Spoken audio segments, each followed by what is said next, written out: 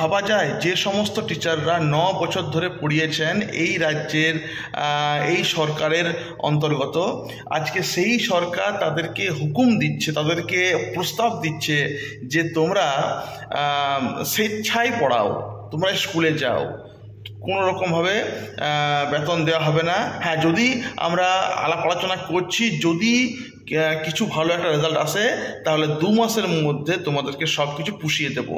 পুষিয়ে দেবো মানে কি? এরা কি পোষাকেও এরা কি কোনো পশু না, এরা হলো টিচার। আমার টিচারকে বলা হয় সমাজের মেরুদণ্ড। টিচাররা যদি বসে যায়, সমাজ শেষ, রাজ্য শেষ, দেশ শেষ। তাহলে এই সমস্ত টিচারদের সঙ্গে এরকম অন্যায় করা হচ্ছে কেন? প্রথম কথা।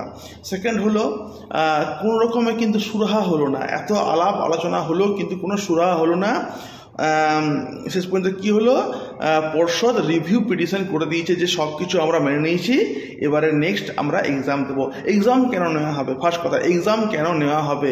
মানে একবার তো ওরা নিজেদের যোগ্যতা প্রমাণ করেছে, আবার যোগ্যতা প্রমাণ করতে হবে? এক্সাম দেওয়া মানেই তুমি তোমার আবার যোগ্যতা প্রমাণ করো যে তুমি এই জবের জন্য তুমি এলিজিবল কি না।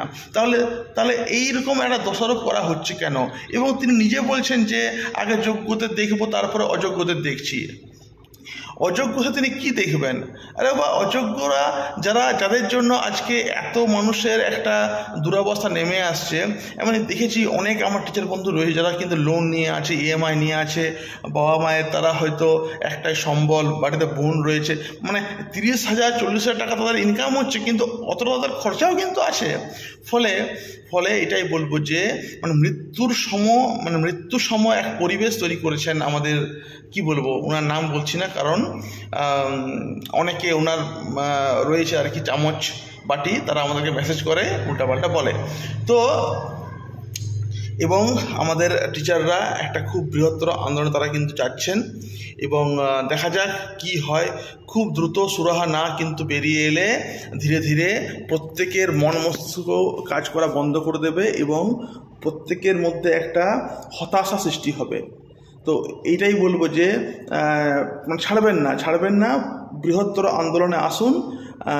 কদিন আগে যে যারা আন্দোলন করলো ডাক্তাররা, ঠিক আপনারাও তার থেকে বড় আন্দোলনে আসুন। ফল বার হবেই এবং আপনাদের ঈশ্বর আপনাদেরকে কিন্তু অবশ্যই সাহায্য করবে। Thank you everyone.